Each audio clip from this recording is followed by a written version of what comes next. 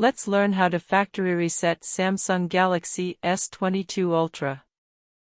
Start by pressing Power key plus volume down for a few seconds, and select the power off option. After the phone turns off, connect your phone to the computer or a laptop with the Type-C cable. Don't connect to an adapter as it will not work. Now, press and hold volume up and power button continuously for a few seconds. Once you see a Samsung logo, let go off power button and volume up button, and wait till you see recovery screen. My channel motive is to make reset for any device simple for you. Do let me know in comment which phone or laptop reset video you want to see next. I would be happy to make one for you.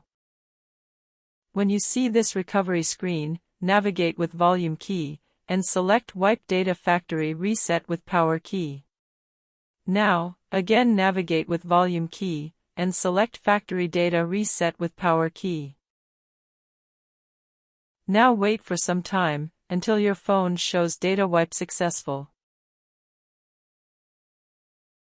At the end select Reboot System now. That's it, your phone is as good as new.